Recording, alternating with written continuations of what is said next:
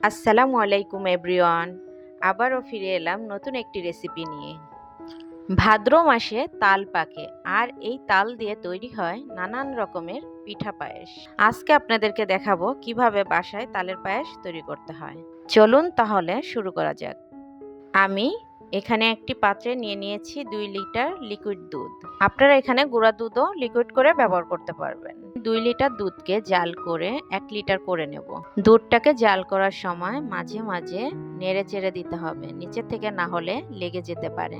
দেখতেই পারছেন দুধটাকে আমি জাল করে 1 লিটার করে নিয়েছি। এখন আমি দুধটাকে ঠান্ডা করে নেব। এখন আমি 1.5 কাপ পরিমাণ সাগুদানা নিয়েছি। পরিমাণ মতো পানি দিয়ে সিদ্ধ করে নেব। সাগুদানা অবশ্যই ভালোভাবে ধুয়ে নিতে হবে। এইখানে আমি সাগুদানাগুলো 80% সিদ্ধ করে নেব। বাকি 20% পায়েস রান্নার সময় সিদ্ধ হয়ে যাবে। সাগুদানাগুলো সিদ্ধ হয়ে গিয়েছে। এখন আমি একটা ছাঁকনির সাহায্যে ছেঁকে নেব। দুধটাকে ঠান্ডা করে নিয়েছি। এখন একে একে উপকরণগুলো মিক্স করে নেব। প্রথমে দিয়ে দিচ্ছি সাগুদানাগুলো, যেগুলো আমি ছাঁকনির সাহায্যে ছেঁকে নিয়েছি। এরপর দিয়ে দিচ্ছি 2 কাপ পরিমাণ তালের রস। তালটাকে আগে থেকে জাল করে নিতে হবে, কোনোভাবেই কাঁচা তাল দেওয়া যাবে না। এখন দিয়ে দিচ্ছি 1 কাপ চিনি। আপনারা আপনাদের প্রয়োজন অনুযায়ী কমিয়ে অথবা বাড়িয়ে নিতে পারেন। এখন দিয়ে দিচ্ছি 1/2 কাপ পরিমাণ গুঁড়ো দুধ। এটা দেওয়ার ফলে স্বাদেরও পরিবর্তন আসবে আর দুধটাকে ঘন করতে সাহায্য করবে। এখন দিয়ে দিচ্ছি সামান্য কিছু গরম মশলা, যা পায়েসে সুন্দর একটা ফ্লেভার আনবে। দিয়ে দিচ্ছি 1/2 চা চামচ লবণ।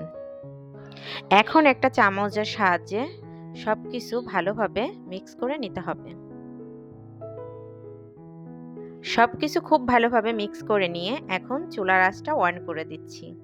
মিডিয়াম আঁচে অনবরত নেড়ে চেড়ে পায়েসটাকে রান্না করে নিতে হবে।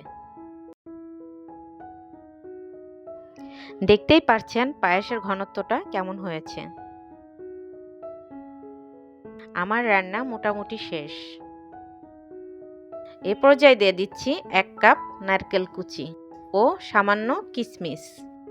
কেউ চাইলে এগুলো স্কিপ করতে পারেন, এটা নিজস্ব স্বাদের উপর নির্ভর করবে। নারকেল ও কিশমিশ দেওয়ার পর একটি বলক উঠিয়ে পায়েসটাকে নামিয়ে নেব। আমার রান্না শেষ। এখন পায়েসটাকে নামিয়ে নেব। পায়েসটাকে অবশ্যই ফ্রিজে রেখে ঠান্ডা করে খাবেন, এতে করে পায়েসের স্বাদ অনেক বেড়ে যায়। বাসায় ট্রাই করে কেমন হলো জানাবেন। আজ এই পর্যন্তই। ফিরে আসবো নতুন কোনো রেসিপি নিয়ে। আল্লাহ হাফেজ।